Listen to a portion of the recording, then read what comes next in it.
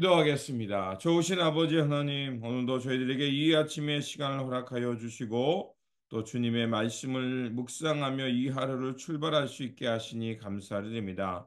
오늘도 우리에게 주신 말씀 붙들고 하나님의 선한 역사와 하나님께서 이루어 가시는 그 생명 살림의 역사가 어디에 있는가를 잘 분별하게 하시고, 그 약속과 그 뜻을 향해서 묵묵히 살아가는 예수 그리스도의 사람들, 주님의 신실한 제자들 되게 하여 주옵소서. 그래서 아버지 하나님, 세상 어떤 유혹 속에서도 주님 굳건한 믿음을 지키며 주님께서 가르쳐 주신 하나님 나라를 이 땅에 이루어가는 삶의 자리가 되게 하여 주옵소서. 그래서 약속의 성취자이신 예수 그리스도를 바라보며 옛사람의 성품은 사라지고 예수 그리스도와 함께 주님을 닮은 마음으로 새롭게 창조되어 주님께서 바라보시는 그 하나님 나라 하나님의 시간을 살아내는 우리 모두가 되게 하여 주옵소서. 우리 구주 예수 그리스도 이름으로 기도드립니다. 아멘. 오늘 우리에게 주신 말씀은 히브리서 6장 9절에서 20절입니다. 오늘 사랑하는 여러분, 우리가 이렇게 말하지만 여러분에게는 구원에 이르게 하는 더 좋은 것들이 있다는 것을 확신합니다. 하나님은 불의하신 분이 아니므로 여러분의 행위와 여러분이 하나님의 이름을 위하여 나타낸 사랑을 잊지 않으십니다. 여러분은 성도들을 섬겼으며 또 지금도 섬기고 있습니다. 여러분 각 사람은 같은 열성을 끝까지 나타내서 소망을 이루시기를 바랍니다. 여러분은 게으른 사람이 되지 말고 믿음과 인내로 약속을 상속받는 사람들을 본받는 사람이 되어야 합니다. 하나님께서는 아브라함에게 약속하신 때에 자기보다 더 큰 분이 계시지 아니하므로 자기를 두고 맹세하시고서 말씀하시기를 내가 반드시 너에게 복을 주고 복을 줄 것이며 너를 번성하게 하고 번성하게 하겠다 하셨습니다. 그래야 아브라함은 오랜 참은 끝에 그 약속을 받은 것입니다. 사람들은 자기보다 더 위대한 일을 두고서 맹세합니다. 그런데 맹세는 그들에게 모든 논쟁을 그치게 하여 주고 확정을 지어 줍니다.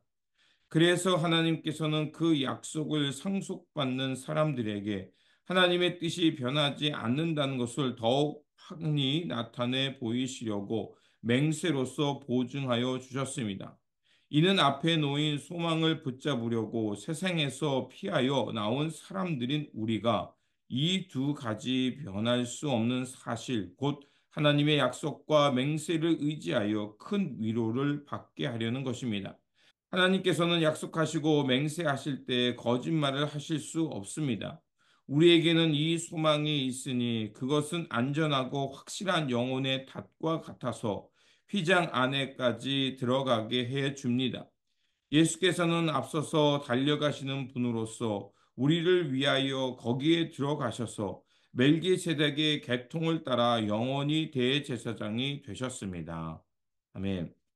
오늘 본문 말씀은 신앙의 초보에서 벗어나서 그 성숙한 믿음으로 장성해 가라고 말하는 말씀입니다.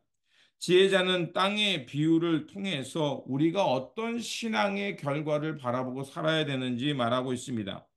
땅이 비를 흡수하고 농사를 짓는 사람에게 마침내 가을에 좋은 농작물을 내는 겁니다.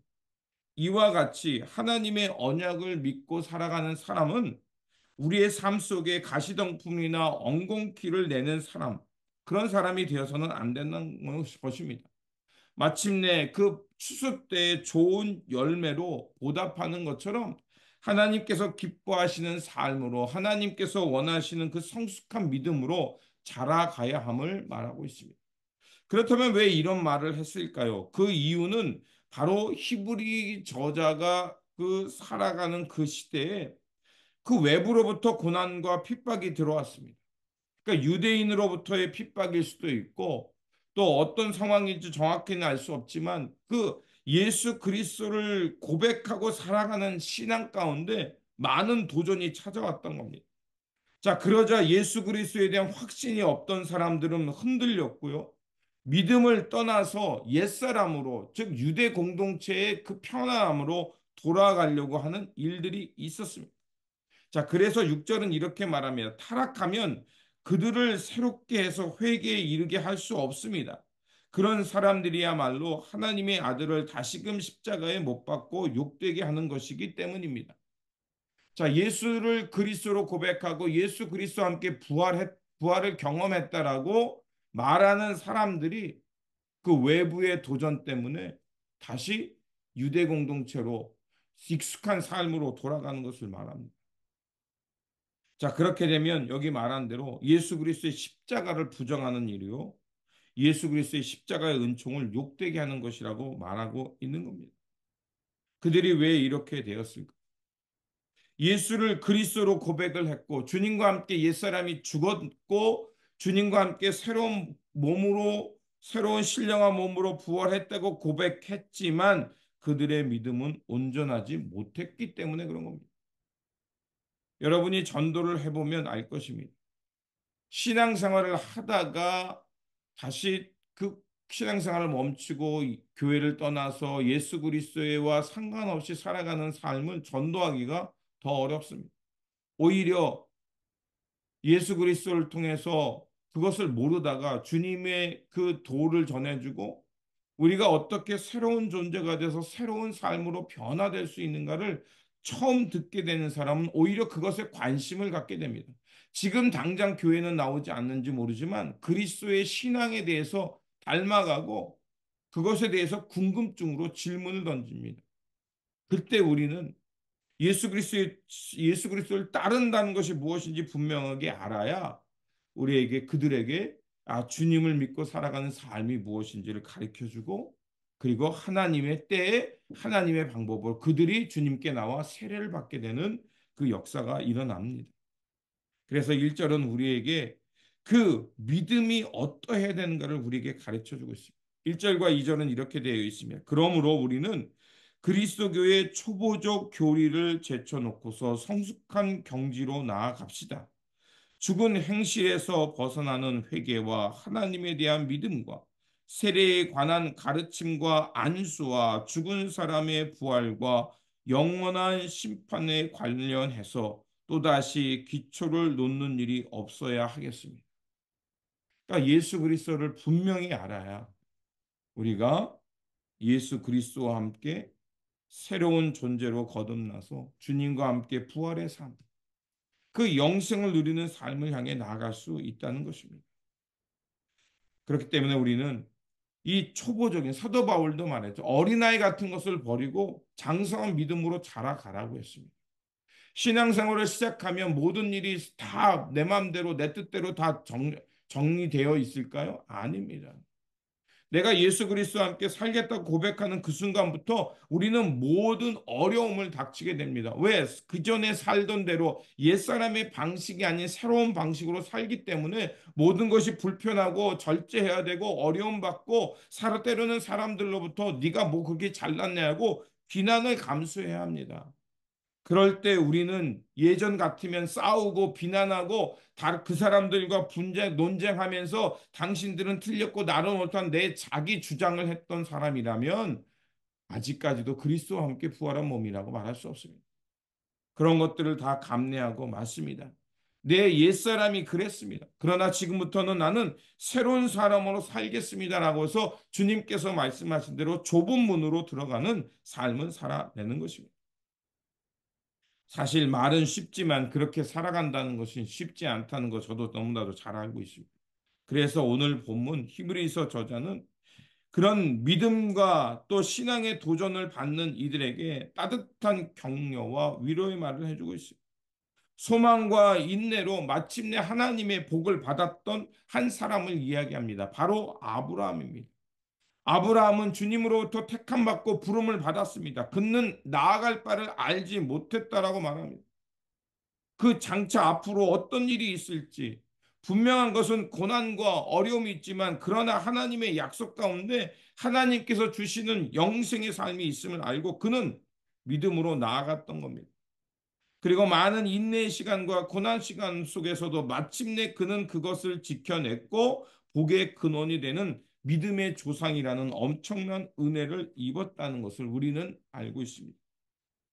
그리고 이 믿음의 조상이 되었던 아브라함, 그리고 그 아브라함의 후손을 통해서 다윗의 왕조가 태어났고 다윗의 혈통을 통해서 누가 나타났냐? 바로 예수 그리스도라는 영원한 대제사장이 되며 우리의 산 소망이 되시며 하나님의 은혜의 보좌로 나아갈 수 있는 우리를 향해 애통해하며 긍휼의 마음을 가지시고 우리를 새롭게 하시는 예수 그리스도 그분이 계심을 오늘 본문은 우리에게 말해주고 있습니다. 그래서 20절은 이렇게 말합니다. 예수께서는 앞서서 달려가시는 분으로서 우리를 위하여 거기에 들어가셔서 멜기세덱의 계통을 따라 영원히 대제사장이 되셨습니다. 자, 이러한 표현들은 바로 히브리인들이 익숙한 표현을 통해서 예수 그리스도야말로 우리의 영원한 대제사장으로서 하나님의 은혜의 보좌 함부로 들어갈 수 없는 오직 대제사장만 들어갈 수 있는 그 속죄소로 우리를 예수 그리스도께서 인도하고 있고 주님께서 앞서가며 우리에게 길을 놓고 있음을 말해주고 있습니다. 신앙 생활이라는 건 무엇이냐? 바로 믿음의 근본을 알고 오늘 우리 눈앞에 만족하는 것이 나타나진 않지만 그러나 장차 드러날 하나님의 나라, 하나님의 세계에 대해서 그 시선을 두고 하나님이 뜻하는 발령에 묵묵히 살아가는 것이 신앙 생활인 겁니다. 왜 그 길이 고난이 없겠습니까? 왜 그 길에 세상으로부터 비난이 없겠습니까? 하지만 이사야가 고백한 대로 사자가 어린아이와 뛰노는 세상, 양과 염소들, 이리떼들이 함께 뛰어노는 세상, 하나의 표현이죠. 그런 완전한 평화와 하나님의 그 의와 공의가 하수같이 흐르는 세상을 바라보며 나아가는 것입니다. 바로 우리는 대제사장 되시는 예수 그리스도 그분을 바라보고 그분에게 우리의 신앙의 믿음의 닷을 내려놓고 우리에게 맡겨진 삶 속에서 주님의 시간을 살아가는 것이 바로 우리의 신앙 생활입니다. 이러한 굳건한 믿음으로 다시 한번 개인적 성화를 이루고 그것뿐만이 아니라 공동체와 우리가 살아가는 이 땅에 그 하나님의 나라를 향해 나아가는, 그러므로 많은 사람들에게 유익과 덕을 끼치는 그 하나님의 족구하는 열매 맺는 삶, 하나님 나라의 신실한 농부되어 살아가야 할 것입니다. 그러므로 오늘도 우리에게 주어진 이 시간 속에서 우리의 산 소망이 되어 주신 예수 그리스도를 바라보며 영원한 언약이시며 우리의 대제사장 되시는 예수 그리스도를 바라보며 그분께 우리의 믿음의 닻을 내려놓고 하나님의 때 하나님의 시간을 살아가는 저와 여러분들이 되시기를 주님의 이름으로 축원드립니다. 기도하겠습니다. 우리의 산 소망이 되어 주시는 주님, 예수 그리스도께서는 영원한 대제사장이 되시어 우리의 산 소망과 영원한 약속이 되어 주셨습니다. 신실한 농부가 가을을 바라보며 추수 때를 바라보며 묵묵히 땀을 흘리는 것처럼 우리도 예수 그리스도의 신실한 농부가 되어서 주님께서 기뻐하시는 그 열매를 맺으며 살아가는 삶이 되게 하여 주옵소서. 그래서 마침내 주님 앞에 섰을 때 주님과 함께 영원한 그 생명의 세상 영생을 누리는 삶이 되게 하여 주시고 주님 앞에 섰을 때 잘했다 칭찬받으며 하나님 나라의 열매 맺는 삶이 되도록 지켜 주시옵소서. 우리 구주 예수 그리스도 이름으로 기도드립니다. 아멘.